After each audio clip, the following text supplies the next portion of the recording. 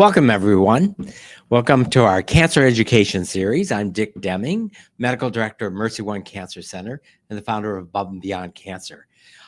Tonight, we are going to focus on something that's really relevant for the holidays. We're going to focus on some of the distress that can happen to cancer survivors during the holidays. And our guest is Kathy Koenig. Kathy, welcome. Thank you. So Kathy is a colleague of mine and a team member at the Mercy One Richard Deming Cancer Center. She has her MS and NCC, and she is also a grief counselor and the founder of Caregiver Connections. So Kathy serves as our caregiver counselor. So welcome. Thank It's nice to have you here. Thank you. How was your Thanksgiving? It was quiet and peaceful. Okay. But it was very small. So yes, but it can be a stressful time. Absolutely. So I've had those too. We're going to focus on the stress of the holidays. What is it that brings stress to the holidays? Probably, I think more than anything, it's the expectations that we have of what the day or the season should be like, often based on sort of a rear view mirror, like, you know, what did we do in the past? What was it like in the past? Who was here? How did we do things? What did we do? And can we or should we keep doing those things? So sometimes it's realistic and sometimes it's unrealistic, and we'll create some stress for ourselves. And there's this emotional intensity that comes around the holidays. As you said, there's this expectation that it's going to be, Hallmark or Norman Rockwell sort of just joy and bliss. And we also remember past times. And if all of a sudden this holiday that we're experiencing is the first time without one of our family members, that can just bring all sorts of memories. Yes. And it isn't even sometimes the first time. It can be the second time, can have sometimes a greater intensity, or even years future. So I think to do a little bit of myth busting here, there's some myths around time, those sort of 3D constructs about, well, the first year is the hardest. And there are first events that happen during that time, which is also when I talk about holidays. I'm not just speaking about the winter holidays, although we're in the thick of those now. But for some people, it may have been, what they did on the 4th of July and what a big deal that was. Or it could be a birthday or an anniversary. It can be an anniversary. It's something where somebody's now missing. There's an empty chair. And sometimes sometimes it's the stuff that catches people off guard even more. It's like, I thought this year would be easier, and it's not. And honestly, in the conversations I've had over the last few weeks, that's more of what's come up. But this time of year, obviously, we have a bunch of holidays close together, and they're big ones that get, lots of publicity, lots of notoriety. If it's someone's birthday that triggers it, it's not like everyone is experiencing that. It's a little more private. But now it's like everyone is geared up to this celebratory season, and that can be difficult. Yes. And when we have people, if we're the patient, if we're the survivor and we're not feeling well, we're in the midst of treatment, what can we do? Maybe we were the ones who hosted all the time before and now don't feel up to doing that. And people can feel unreasonable amounts of guilt about things. But other people may still think, oh, we can help. We can come and bring all this. But having all these people in your home may not be to your better health. Being able to create new agreements, saying no, which is very difficult often for many of us, that no, I can't come, or I'm not going to travel.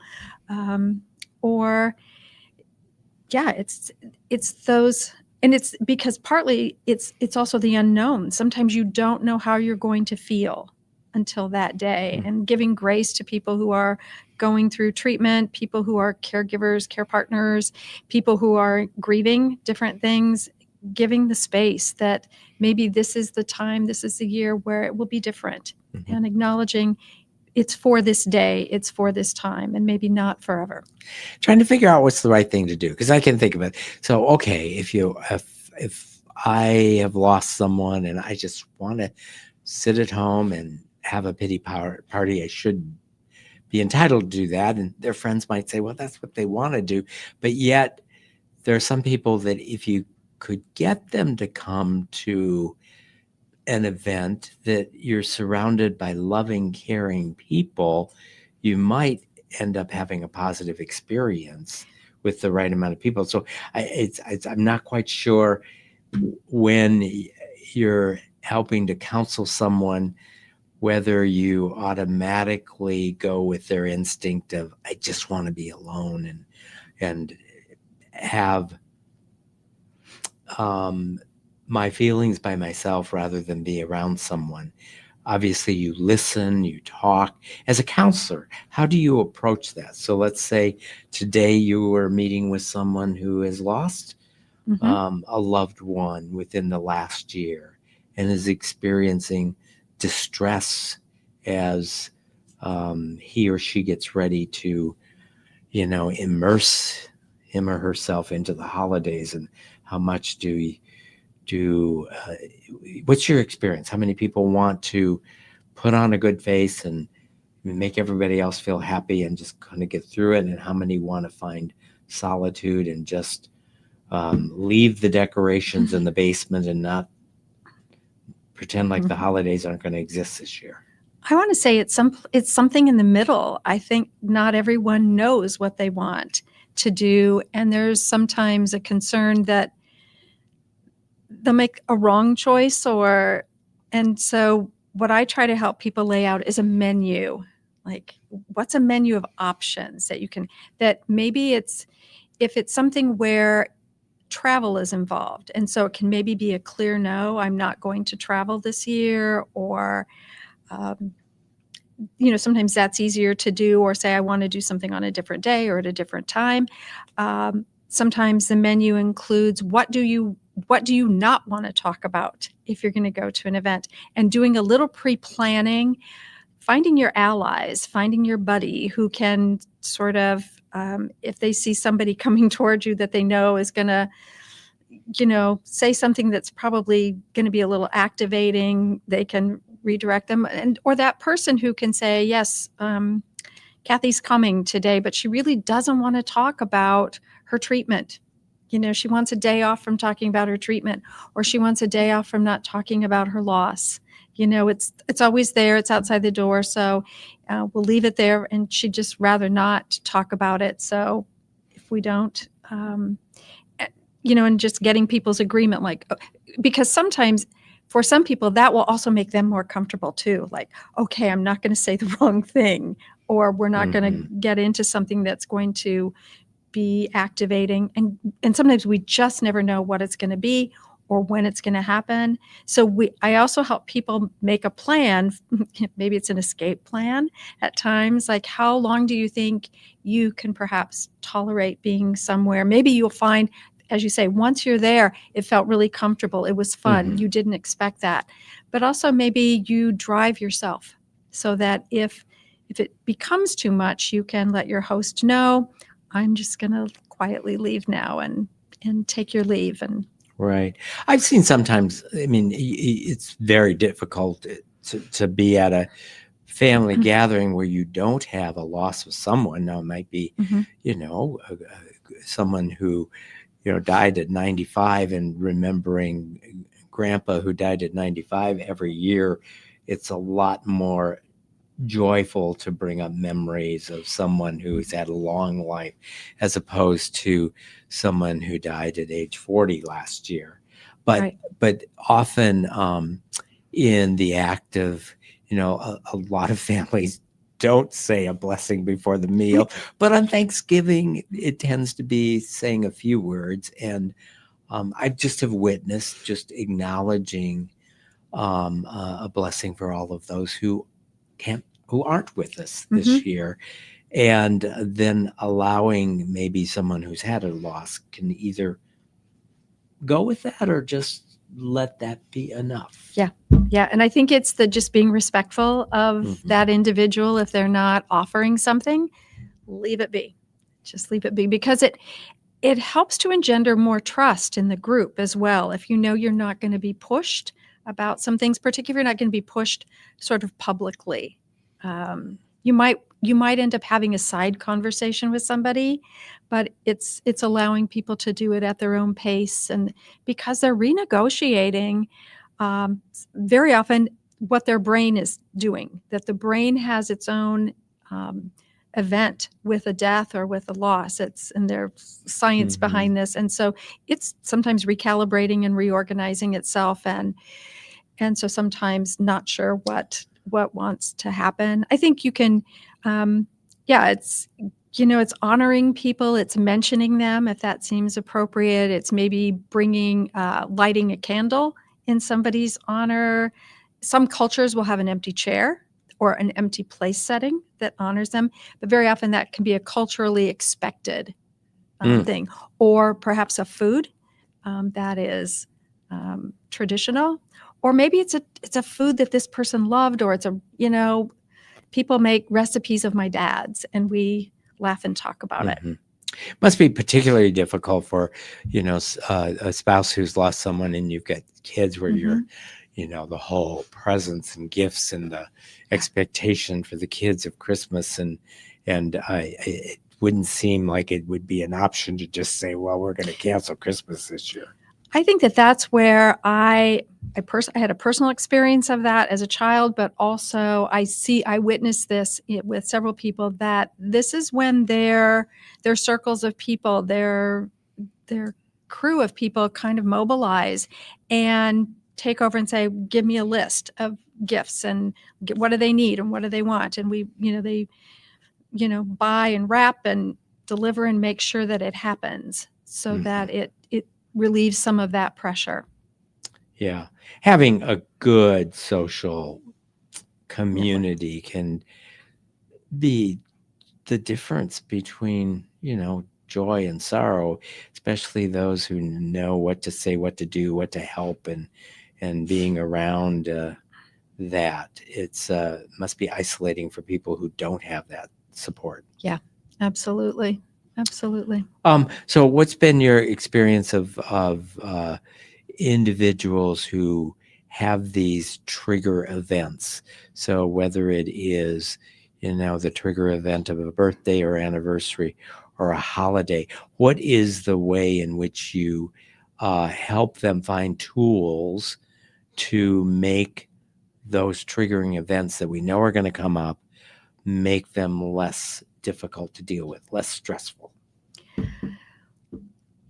One of the things I always try to bring people back to is some body awareness, because it's very easy to feel out of body at those moments and can really spiral up into some anxiety.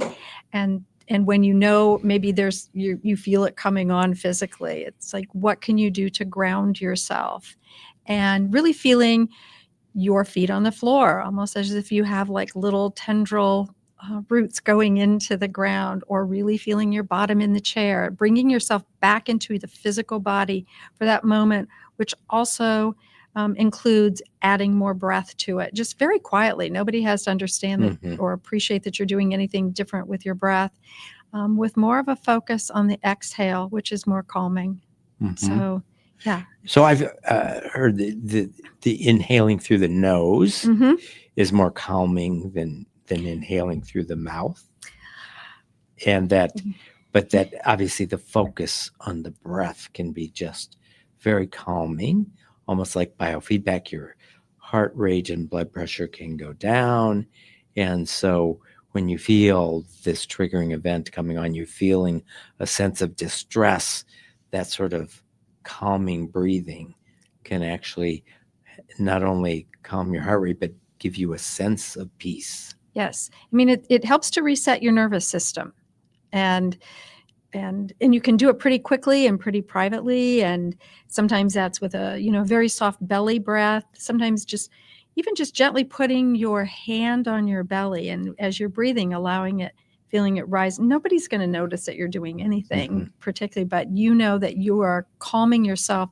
and practicing that in advance. So it's not all of a sudden like, what do I do? It's like, let's have some practice around this so that it becomes more second nature, something that that you get. And you've always got your breath. that's, I mean, unless you have your breath. Yes. It's like a tool. It's always there. It's always with you Yes. from beginning to end. So it's like an automatic tool.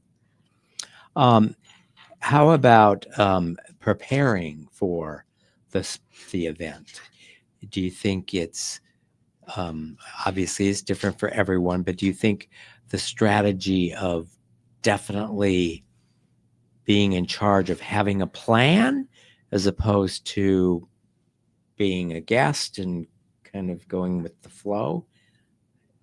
What are the tips that you give your clients? Well, I think, first I ask them, like, what do you feel you need to do? And then we talk about what strategies they think they can employ. Where do they think, as I might say, like the alligators are in the swamp? Like where do you think there could be something?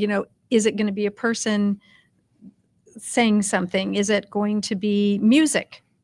Is it, like particularly this time of year, Christmas music can be Blue Christmas. Oh yeah. Like, very activating kind of stuff. And, people are like joyful, but you have tears coming down your cheeks. It's like, and then people are distressed about your distress. And we should say that you don't have to have had cancer or lost someone to have stress over the holidays. Yes. It's like, oh no. No, Uncle Joe is going to be there. And if I have to listen to that story one more time. Right. Yeah. It's just, these are the things that are just in addition to 3D life, on planet Earth. It's just, it's, and it's going to be, is it like, what's the weather going to be like? And is it going to be, will we get there? And will all the things get done in time? And and who's going to bring up politics?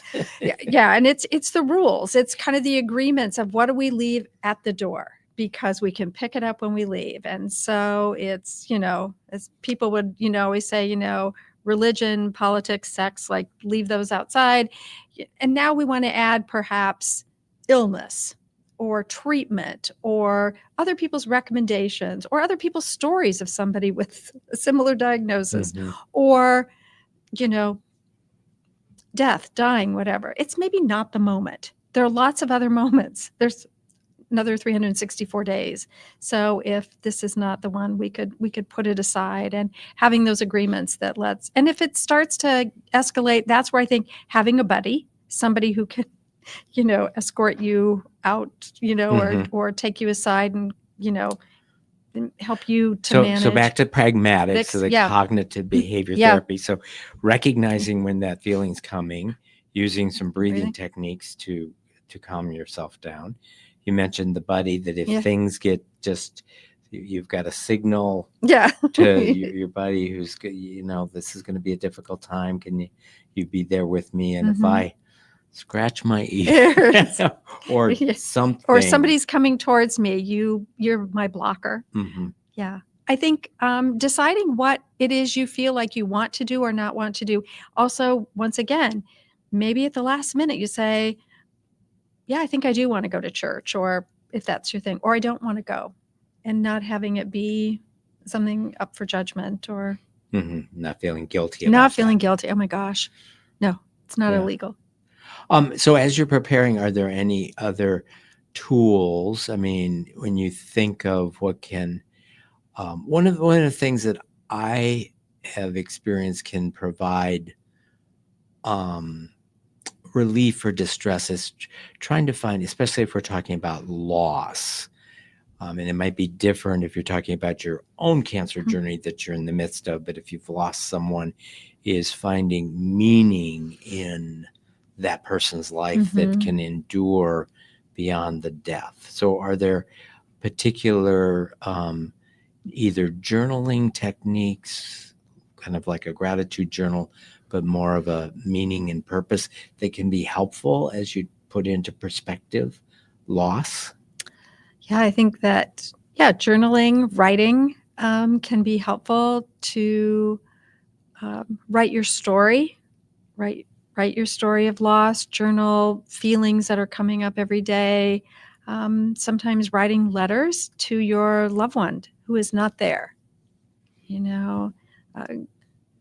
people talk to me all the time about all the conversations that they have with their person who is not here in form. And, sometimes it doesn't tend to be distressing to them. Sometimes they just need reassurance that Mhm. there's nothing wrong with them Mhm. doing that. But, maintaining that connection, doing something that you might have done similarly before, or doing something that's very different that maybe was also sort of bucket list oriented, that that this person would have liked or you would have wanted to Mhm. have done with them.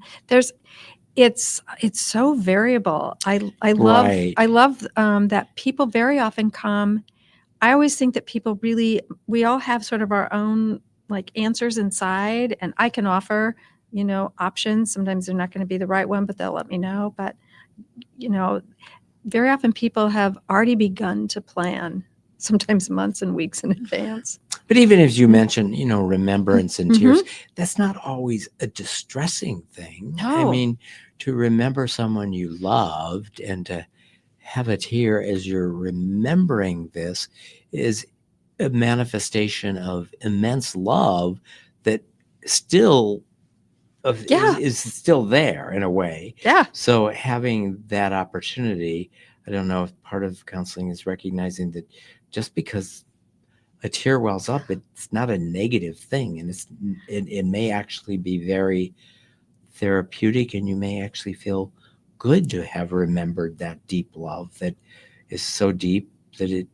causes tears to come. Absolutely. I'm the woman with the good puffs box in her office. Like we go through lots of tissues Mhm. in my office over many things. If I could do one thing or wish for one thing, it would be that we would stop apologizing for our tears. Mhm. Right. So I'd be like, I'm so sorry. And it's like, no, like you're having a physical release of stress and energy, but it's also tied to this beautiful emotion that continues on. Like love is not, it isn't stopped. Do you think that there's more distress on the anticipation of what you feel you might be experiencing as opposed to what you actually do experience when you go to the family Christmas? Overall, I would say yes, because so often we're coming from the past with all the memories or and experiences, and then with that fear of something that's unknown and uncertain, and particularly at a time when you may not feel as strong or as grounded as you have been in the past. So there's just more vulnerability there, and that's where we try to start doing some planning so we shore that up and um, understand that like anticipating something doesn't mean that it will happen, but what are the things that are likely to happen, and how can we anticipate those, plan for those, so that you don't feel just at loose ends with that. Okay. So, what are some other tips? We talked about the breathing. We talked about having an Yeah. ally in the room that can rescue you and help protect you. um, let's see.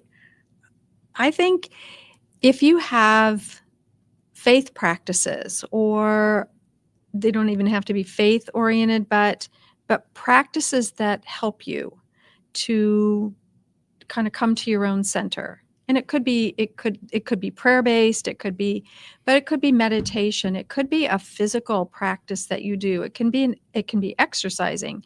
It can be vigorous exercising, because that releases a series of endorphins and feelings in the body. It can be very calming, such relaxing kind of yoga type thing. Those kinds of things bring us back to our center and remind us that we're here. And the anchoring of practices that maybe have come through our culture, our generations, that give us some sense of peace. And so very often, people will pray, read devotional material, things that have kind of a deeper spiritual connection for them. So sometimes going into that internal spirit is another way to kind of anchor and, calm yourself. And you have to try those things. You have to, I mean, you might already know what works, but it may be a part of your new normal to find those strategies that can bring you a sense of calm. Yeah, because some of the things, if you have had a loss, perhaps some of the things that you were trying as calming or pacifying strategies may not have worked as well for you during the time of an illness and dying process and stuff. And it can leave you feeling, sometimes very agitated and angry. Why didn't that work? Did something externally not work for me? Or wasn't I good? Did I not do that well enough? So we work ourselves up. But I think this is where I try to, I've had many conversations, whether it's been in groups, retirement communities, certainly the office, with all of our clients. I really try to get out ahead of it so that we've got things that we can practice or plan on ahead of time, so we're not just waiting in that moment to spring it on ourselves and see if it works. Yeah. So maybe think of some of the sessions that you've had in the past few weeks as we prepared for Thanksgiving and we prepare for Christmas and anticipate. What are some of the concerns that your clients express as they approach Thanksgiving and Christmas? For some people, it is not wanting to be home, not wanting to be in their home this year, that wanting to go away and wanting to be in a different city, be in a different space, something that has no familiar sort of past history with the holiday, that sometimes people will need that to just have some clearance because it's too much. And so for some people, they are planning on going away to, different cities, different climates, just because they need that difference, or they hope that will help. For some people, it's, questioning, do I decorate? And if so, how much? And who helps me do that? Do I want help? And very often too, when, as you say, when there are children involved, there's more of a need, if you will, or initiative to get some of that done, because you're trying to normalize things for children as much as we can. And, sometimes then I had a client who's maybe 4 years out from her husband's death. And it was interesting because they had many months to plan. He had colon cancer and they had many months to plan. And she's currently in a situation where there's some estrangement from her daughter, which has led to estrangement or distance from her grandchildren. And they live out of the city, and it's causing her great pain. And in a group setting, we were talking, and she was like, she's got a 3-year-old boy across the street who's always wondering what she's doing and when she's out, what she's doing. And she was saying, I'm thinking about she said, but my daughter told me I just shouldn't even put up a tree because her dad's not there anymore. And so it's not the same. And of course the group was aghast and said, let's get you a tree.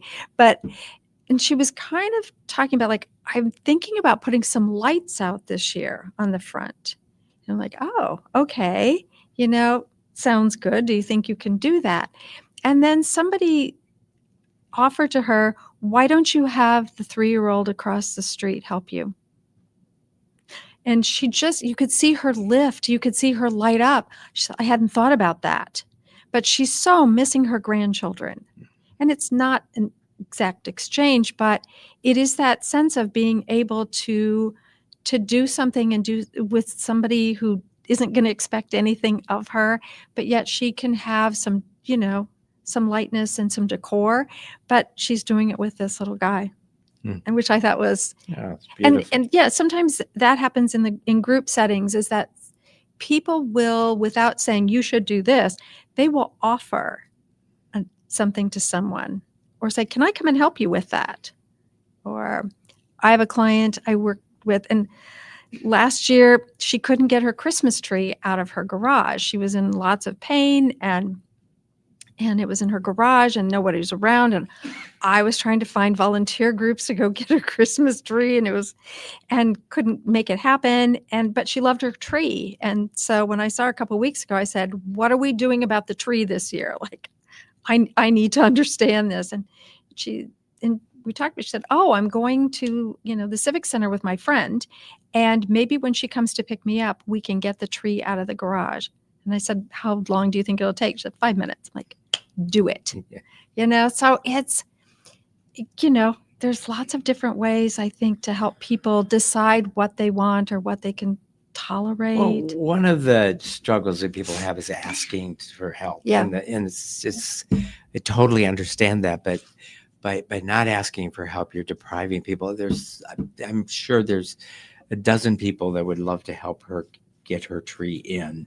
Probably even strangers Yes, that would love to do that. I think of, my gang of friends, and I mean, I'd be happy to go get her tree. But the idea is that truly understanding that you're giving people such a gift to ask them to help you, that people love to help and love to feel, especially this time of year, feel that they are doing something that is helpful to someone else. Yeah, it's medicine for the giver.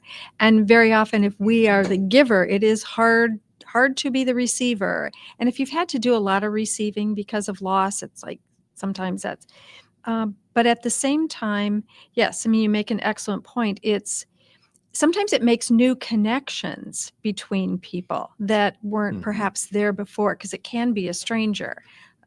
It's like somebody in her condo building. I said, put up a flyer by the mailbox and say, "I need help." And you never know who you might meet or make a new connection with.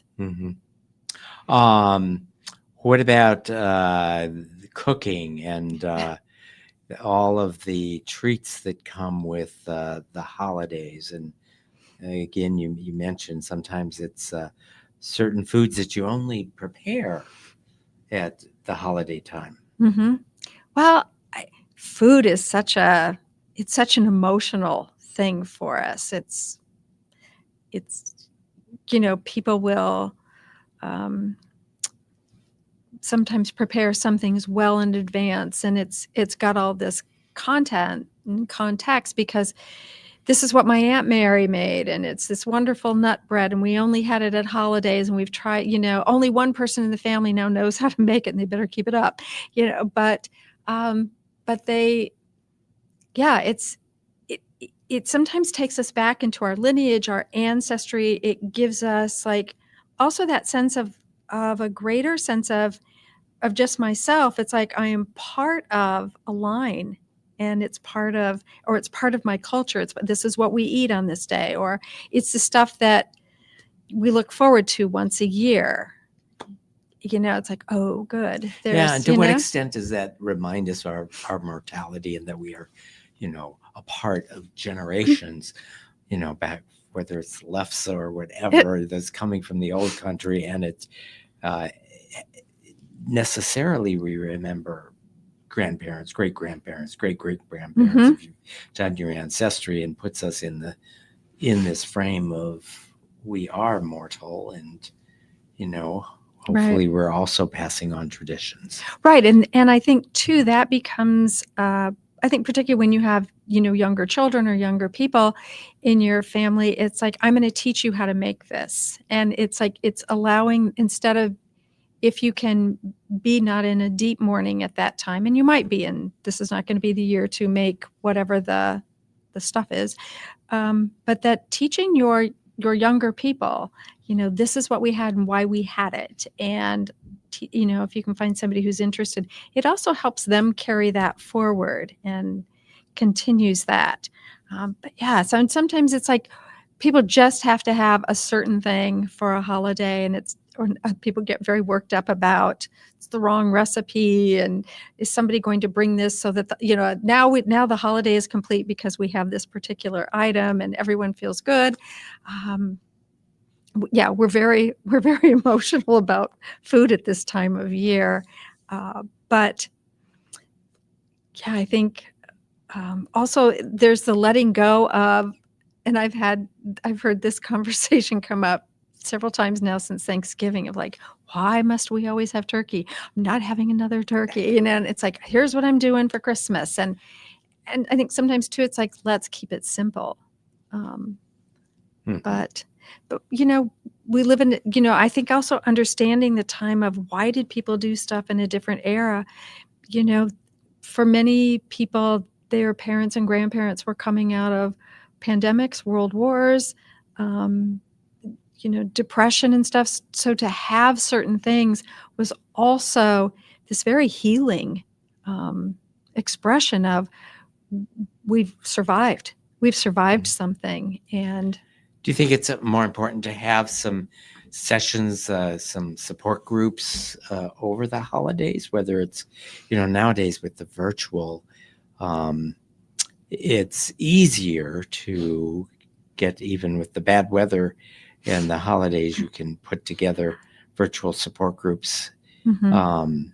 Is that something, are you seeing more of that? Do those they, individuals who are part of support groups they find it helpful over the holidays? I think if people are already part of a support group, yes, Mhm. because they're already connected to the people in the group. It's sometimes a tough time to start something Mhm. because people are uncertain. Uh, I have a preference for in-person groups. There's just a different energy to them, Mhm. and the people are sitting across from one another, sitting in a circle, which is very egalitarian. There's no hierarchy. And, and maybe there's food there or whatever, and in the groups that I conduct, we pretty easily fold new people in. And, I had somebody join a group. It was actually one of our clients from the center join a group that I do elsewhere because she's a couple of years out. And she was like, this event, like my husband's, this death anniversary was coming up like the next day afterwards. She said, can I come to this other group? And I'm like, absolutely. And so she came and was folded in. And at one point she said, we all have different things that we are mourning, or different stories, but there's so much that is the same.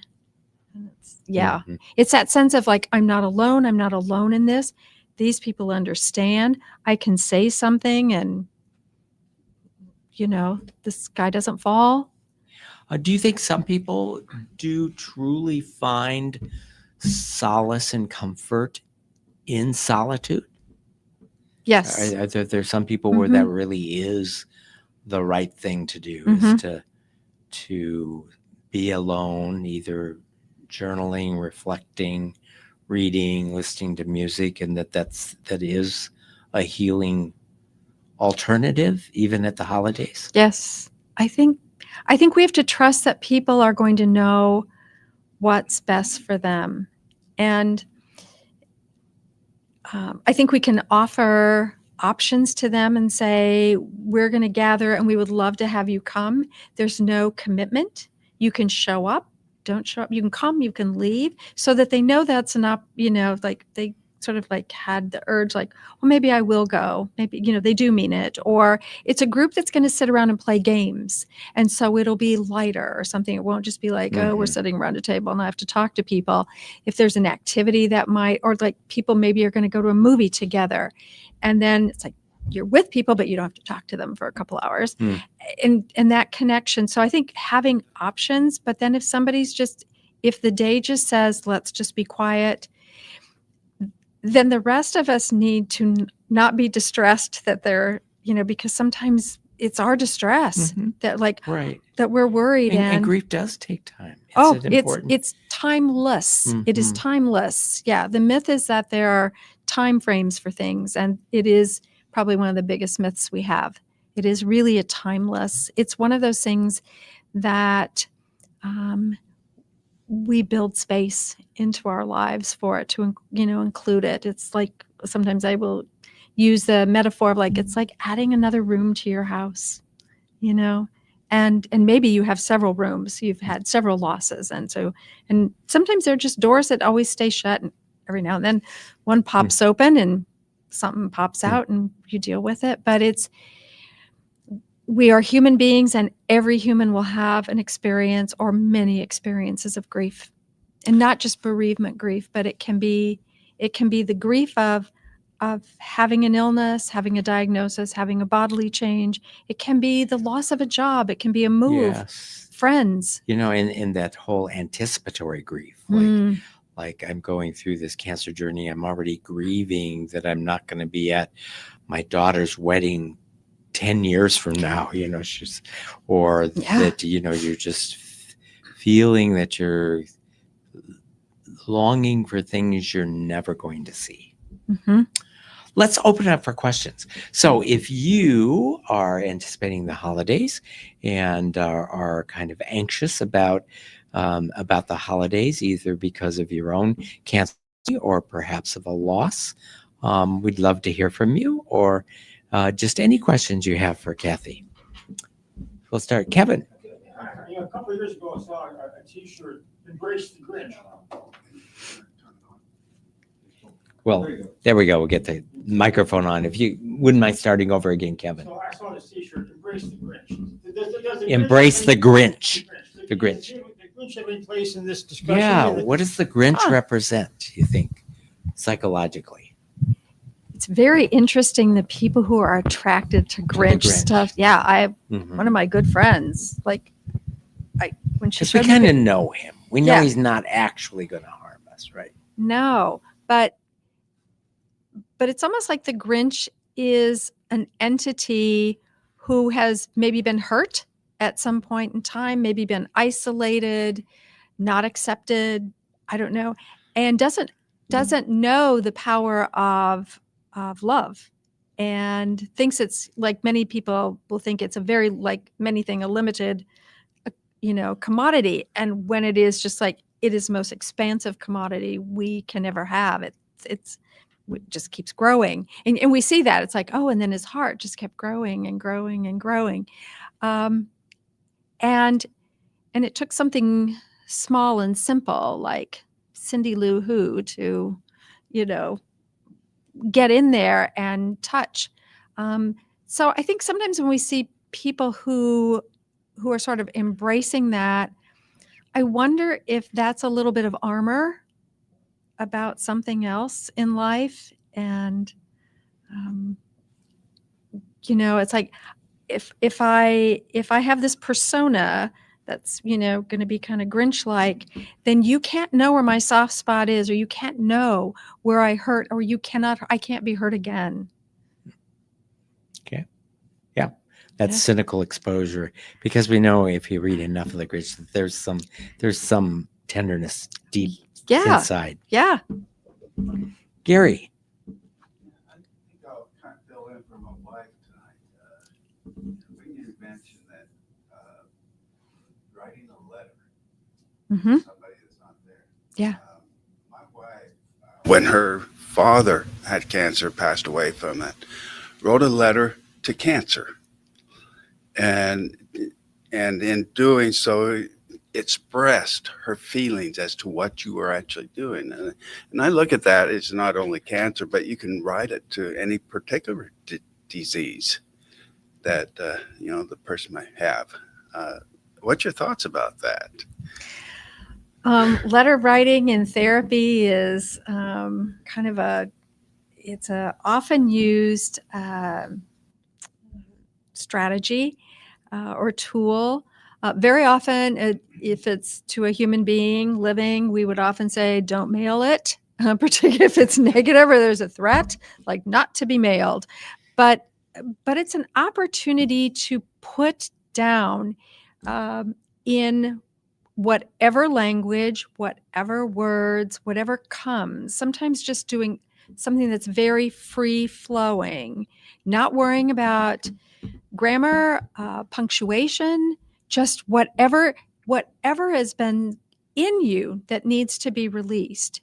And and you're not doing anything harmful at the time. You're just expressing. You're getting it out of you. It's sort of a purge. One of the things that you can do to transform that after letter writing, if it's something that you truly just like, I really need to release this, is that if you have a place where you can safely burn something, then burning it. It's like transmuting it and transforming it energetically. If that's not possible, shredders, or just hand shredding it and putting it in the trash and saying, I'm done with that. But very often, we're carrying things that can be released in, and there's, I've been doing some work in the last year about writing and grief and writing. These kinds of things are some great prompts that we can sometimes offer people that sometimes you think, I'm going to start writing about this. Like, oh golly, I had no idea that was in there, and it starts to come out. And right. There's a saying, I don't know what I think till I see what I say, or it's something like that. It's really like, we can perseverate, but to actually force ourselves or allow ourselves to sit down and put it into sentences, mm-hmm. it can allow us to more clearly understand what we're really thinking. Mm-hmm. Yeah, because also, I think during the time of an illness and treatment, there's so little time to usually process feelings and emotions. That's why it carries forward. Somebody might be, no evidence of disease. I mean, whatever. It can be like, yay, they've rung a bell, whatever.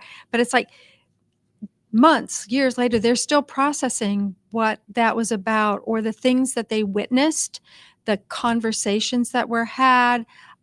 Maybe it was a particularly supportive conversation with a nurse or a doctor.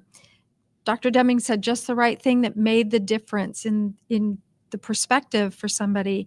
And that stuff is kind of ruminating there and going. So sometimes, that it's a form of, processing. Another question is that, do you also deal with people that have gone through divorce, or perhaps a child that has, gone the wrong direction? I imagine that you get that within your flow. Yeah, I think the perception may be that somebody comes to my office because they're a family member somehow connected as a caregiver, or they're grief related, and it's about the cancer. But sometimes the cancer is just one piece, and then there's this other story that opens up that's really the piece that's hurting, needs more healing, and is connected. There can be, divorce, estrangement, all kinds of stuff that things that kind of normal, what happens in life. Yeah, because the cancer is just on top of life, and then it's a very inconvenient piece on top of life. Okay. Yeah. One other thing is that today I was looking at a video that talks about gratitude, Mm-hmm. and the fact that you should be grateful for 5 things each day, or at least find 5 things each day that you have gratitude for. Do you ever use that? Yeah, gratitude. In the past several years, I think we've come to understand that gratitude practices can be very helpful for us. It doesn't mean that we dismiss some of the things that are difficult, but it can really, there's kind of this, like attitude of gratitude phrase, but there's a thought about, like, if you end the day and can list 5 things you were grateful for that day, that it brings you into a sort of a different level of awareness that, maybe not everything is that there's these glimmers of light. There's there's still light getting in even through the cracks. And some of the things you might be grateful for today are the things you're annoyed about tomorrow. But yeah, and it can be simple things like it was sunny today. The ice melted a little bit today. I got to see somebody I haven't seen in some time, and I was grateful for that. I think a corollary of gratitude is also to think of what brought me joy. So when was the last time I felt joy? What does feeling joy feel like? And then what can I do today to live my life in a way that joy might come to me?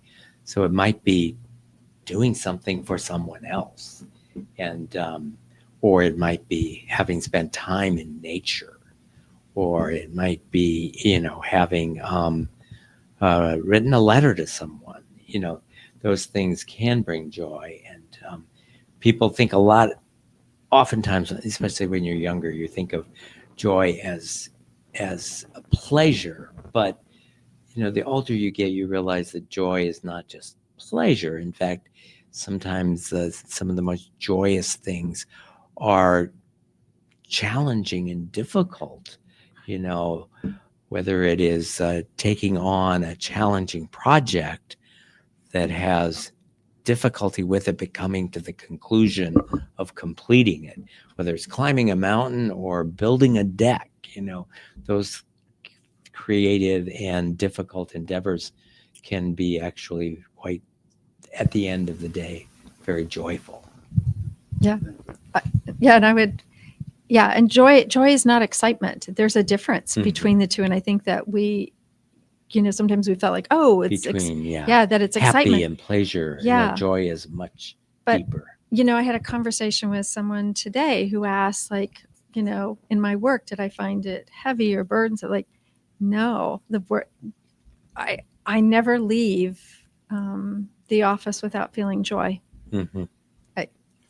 Really, it's very true. And there's a difference in the work that I do now than I did in an earlier stage as a therapist. The work that I do now really, it's a very different dynamic, but I always feel joy about it. And it isn't because I've heard joyful stories, but it's being a part of people's lives. Right. And feeling that you made a difference. Hopefully. Yes. Any questions if you're online right now watching us live streaming, you can put your questions in the comments section of the software you're using. I've just got a question, and it has to do with the Thanksgiving being the most traditional of holidays. And a lot of times tradition in itself, just step-by-step tradition, can be therapeutic. Yet older generations will always tell you, and this one will too, that tradition's being lost with Thanksgiving. It's not like it used to be. It's not Norman Rockwell, as the doc says, any longer. Do you sense that? Do you hear that in your practice? And is that an issue with the folks, the fact that it's just not a traditional Thanksgiving anymore? I don't know that I heard a lot of that this year. I think it's an interesting question. I think so often with Thanksgiving, there are the things around food, and food being very traditional. But it's maybe, I don't know if it's the having certain people be there or everyone gathering, or it certainly can change when your children perhaps get married and now they're going to, a different person's house. You're sort of sharing them for holidays. And that can be a change. I think change overall, cultural changes perhaps are influencing it as well. And last question I had to do with duration of Thanksgiving. Used to be with the local families and everyone living locally, a few hours on Thanksgiving Day, and it was over with. Now everyone is more mobile. They're all over the country, and people are flying in from everywhere, sleeping on airports floors to get there, and then once they do, they don't want it to be over with in a few hours. It might take a few days, maybe longer. Is duration an issue that you deal with? I really haven't. I haven't had to deal Is with it that. fish and company smell after 3 days? Yeah, in the Midwest, but I think that's an interesting point, George. Particularly if you go to tradition, that it seems like maybe as people have moved away, that the tradition of being there is important, which is why so many people put themselves through lots of gyrations to Mhm. get someplace. For what is now not a short period of time, or a snowed in period of time, but yeah. Well, thank you. Our guest tonight has been Kathy Koenig, and we've been talking about the stress that can come from the holidays, but we should also realize that there can be a whole lot of joy. Whole lot of joy. And that sometimes just being around other people as you're experiencing difficulty in and of itself can bring joy, and not to overlook the joy that can come from those social connections. Absolutely. Yeah. I would say don't rule it out. In fact, yeah, look for it. Look for it. Look for it. Look for a new joy. If you know someone that would benefit from watching this show over, good news, it will be available on demand beginning tomorrow at the Above and Beyond Cancer YouTube channel and the Mercy Cancer Center website. I hope you'll join us again next week. Thanks, everyone.